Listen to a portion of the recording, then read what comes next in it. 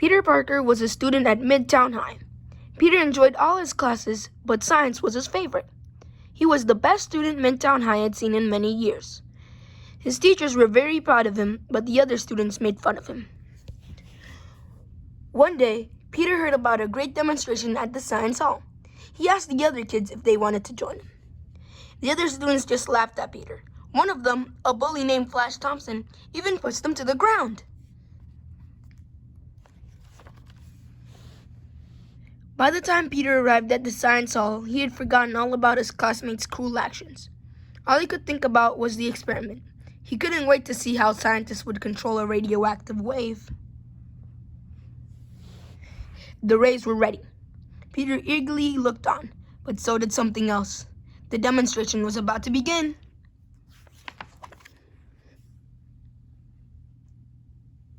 Peter was thrilled to be there, in the company of such brilliant scientists. He wanted to be just like them, smart, talented, amazing. Everyone was so fascinated by the demonstration that no one noticed when something unplanned occurred. A spider descended between the rays just as they were activated. And as the radioactive spider fell, dying, it bit the nearest living thing, which happened to be Peter Parker. Peter started to feel weak and tired. The room began to spin. The scientists noticed that Peter looked ill, and they offered to help him. But Peter wanted to get out of the dark laboratory and into the fresh air. Peter felt a peculiar tingling in his head. It was an itching, urging, nagging feeling. The only thing he understood about it was that he was meant to react, to do something. Whoa! Whoa! So he did. Peter was sure he was dreaming. He couldn't really be climbing up a wall. Nobody could do that. When he reached the roof, he grabbed onto a chimney and crushed it. He didn't have that kind of strength. Peter felt the tingly feeling again. This time, it gave him the urge to spring. So he jumped from one tall roof to another.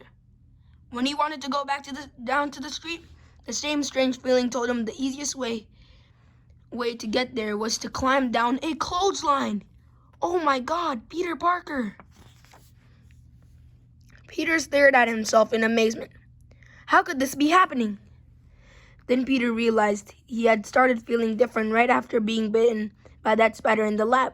Somehow the experiment must have affected the dying creature, and when it bit Peter, it transferred its power to him. As he wandered home, amazed and half-dazed, a sign outside an old wrestling theater caught his eye. It would be the perfect way to test all of his newfound abilities. Peter rushed home, and then he rushed back.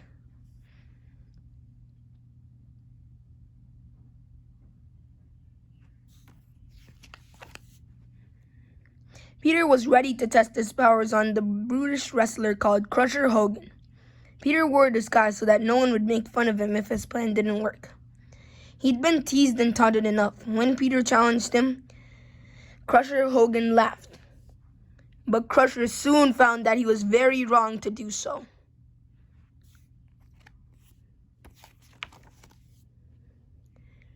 Peter was paid well for the victory. A man in the crowd even asked him if he'd wanted to be on TV.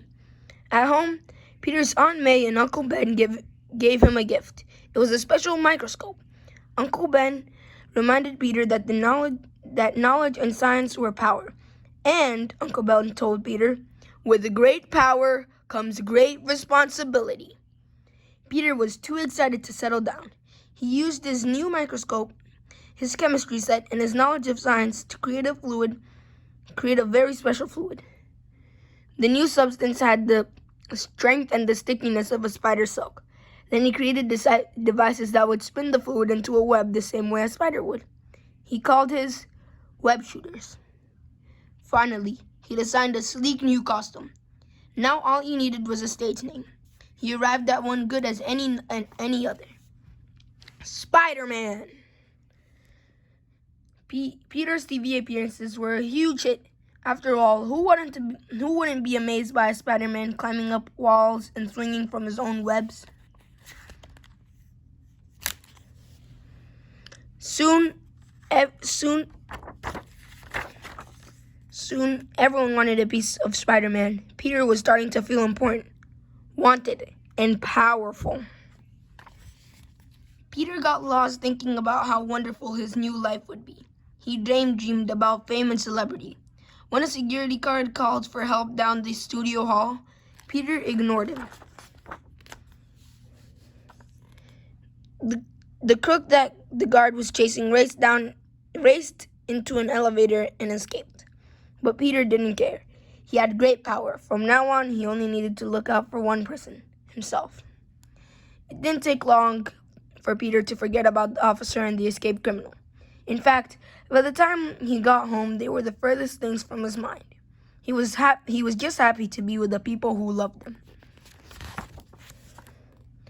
One night on his way home from a TV performance, Peter arrived to something worrisome. Peter knew something was terribly wrong, and he was right. His Uncle Ben had been killed by a criminal. The police officers told Peter not to worry. They had the crook cornered into an old waterfront warehouse. Peter ran up the stairs, put on his costume, and swooped over the city to avenge his uncle. Peter was quicker and more furious than ever before.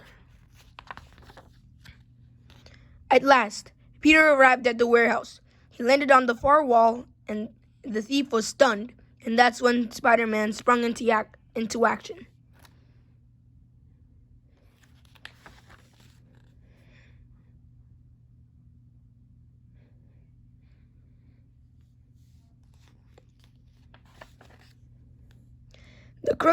The crook's hat flew from his head, and Peter got a good look at him.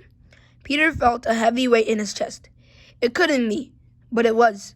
The man who had killed his uncle was the same man he allowed to escape into the elevator at the studio. If only Peter had stopped him then. If only he had not acted so selfishly.